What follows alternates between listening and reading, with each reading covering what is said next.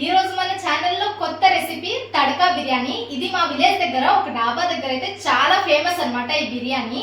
ఒక్కసారి ట్రై చేశారు అంటే మీరు మళ్ళీ మళ్ళీ చేసుకుంటారనమాట ఈ బిర్యానీ. చూడండి ఒకసారి. అది బిర్యానీ అయితే ముద్ద ముద్దకి ఒక పీసెస్ తో చాలా ఎమ్మి టేస్ట్ తో ఉంటుంది. దీనికైతే ఇంకా మరేమీ కూర అయితే అవసరం లేదనమాట. గ్రేవీ ఓన్లీ ఆనియన్ రైతా ఉంటే సరిపోతుంది. దీని ప్రాసెస్ అయితే ఇప్పుడు చూద్దాం. ఈ తడకా బిర్యానీ చేయాలంటే ముందు మనం అయితే పలావ్ అయితే తయారు చేసుకోవాలి. దాన్ని అయితే నేను కుక్కర్లో తయారు చేస్తున్నాను. ఫస్ట్ అయితే ఒక కుక్కర్ అయితే పెట్టుకున్నాను. కుక్కర్లోనైతే ఒక 2 టేబుల్ స్పూన్స్ వరకు నెయ్యి అయితే వేస్తున్నాను. దీనిలోనే ఒక 2 to 3 టేబుల్ స్పూన్స్ వరకు ఆయిల్ అయితే వేస్తున్నాను. ఇదైతే బాగా హీట్ అవ్వాలి. దీనిలోనైతే హోల్ గరం మసాలా దినుసులన్నీ వేసి ఫ్రై చేసుకుందాం. ఇదైతే వేగిపోయింది. దీంట్లోనైతే సన్నగా కట్ చేసుకున్న ఆనియన్స్ అయితే వేసుకొని దీన్నైతే గోల్డిష్ బ్రౌన్ కలర్ వచ్చినంత వరకు బాగా ఫ్రై చేయాలి.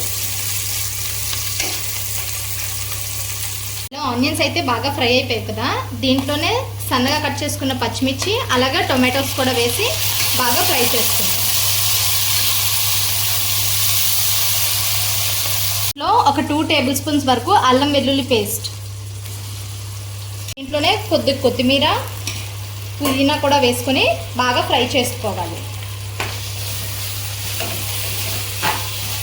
దీంట్లోనే ఒక 1/2 టేబుల్ స్పూన్స్ వరకు పసుపు అలాగే కొద్దిగా గరం మసాలా పౌడర్ కూడా వేసుకొని దీంట్లో ఫ్రై చేయాలి.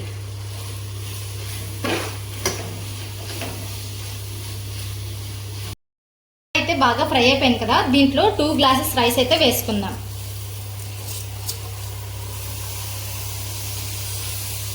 ఈ మసాలాలో ఈ రైస్ మొత్తం వేసి బాగా ఫ్రై చేసుకోవాలి.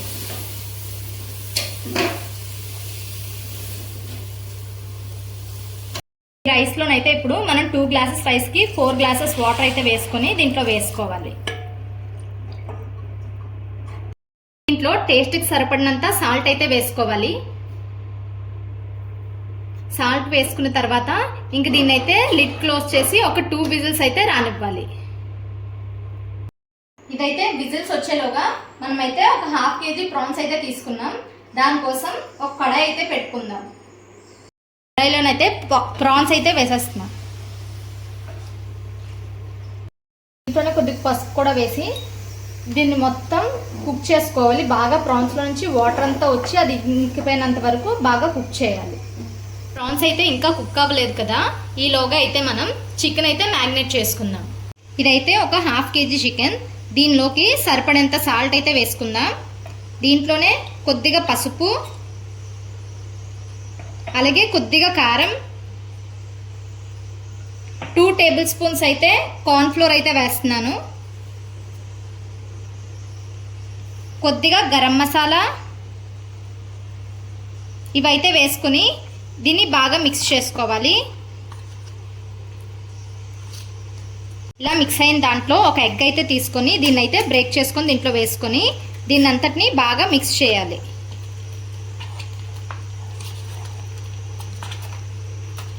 ఇలా ప్రాన్స్లో నుంచి వాటర్ మొత్తం ఇంకిపోయింది కదా, దీన్ని అయితే ఇప్పుడు ఒక పక్కన అయితే పెట్టుకుందాం.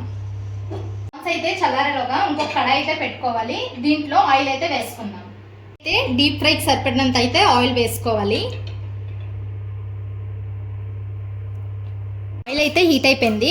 దీంట్లో మనం ఆల్రెడీ మ్యారినేట్ చేసుకున్న చికెన్ అయితే ఉంది కదా, దీన్ని అయితే వేసి ఫ్రై అయితే చేసుకుందాం ఈ చికెన్ పీసెస్ని మొత్తం.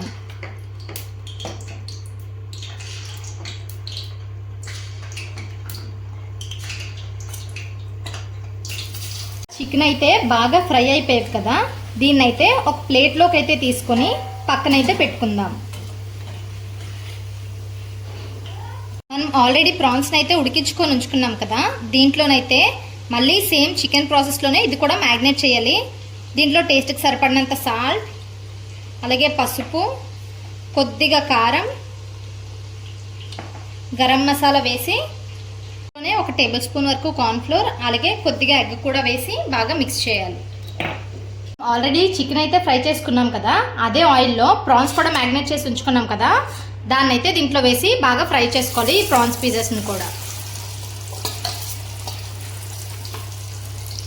ఈ ప్రాన్స్ కూడా ఇలా బాగా ఫ్రై అయిపోయాయి కదా, ఇది కూడా తీసి ప్లేట్లో అయితే వేసుకుందాం. చికెన్ పీసెస్ ఇంకా ప్రాన్స్ కూడా ఇలా ఫ్రై అయిపోయి రెడీగా ఉన్నాయి కదా.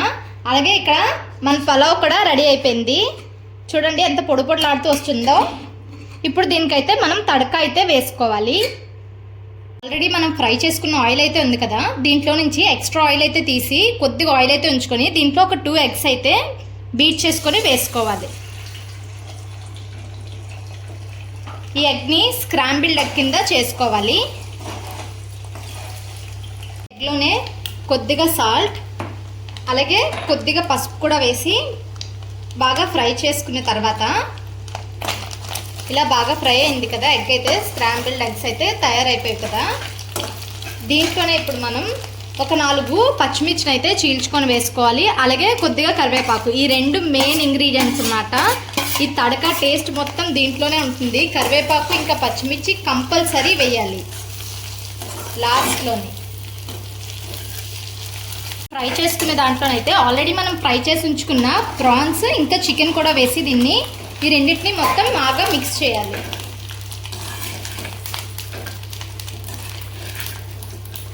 ఇదైతే దాల్చిన చెక్క ఇంకా లవంగాలు ఫ్రెష్గా గ్రైండ్ చేసిన పౌడర్ ఇదైతే వేయాలి. ఇదైతే మెయిన్ ఇంగ్రీడియంట్ అన్నమాట. ఈ బిర్యానీకి మొత్తం టేస్ట్ ఈ మసాలా నుంచే వస్తుంది.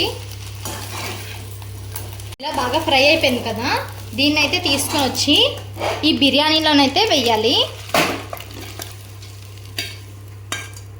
ఈ తడక మొత్తం వేసిన తర్వాత బాగా మిక్స్ చేసుకోవాలి ఈ బిర్యానీ. ఇంకా ఇది రైస్ విరగకుండా స్లోగా బాగా మిక్స్ చేసుకోవాలి. అందుకే రైస్ కొద్దిగా చల్లారింది అనుకోండి, రైస్ అయితే విరగదు ముక్క. ఈ పీసెస్ అన్నీ ఇలాగ కలుపుకోవాలి బాగా. కొద్దిగా కొత్తిమీర కూడా వేసుకుంటే ఇంకా మన తడక బిర్యానీ అయితే రెడీ అయిపోయింది. ఎంతో టేస్టీగా ఉండే ఈ తడక బిర్యానీ అయితే రెడీ. రెసిపీని మీరు కూడా ట్రై చేసి ఎలా వచ్చిందో కామెంట్ చేయండి. ఈ వీడియో కనుక మీకు నచ్చినట్లయితే లైక్ చేయండి, షేర్ చేయండి, సబ్స్క్రైబ్ చేయండి. Thank you.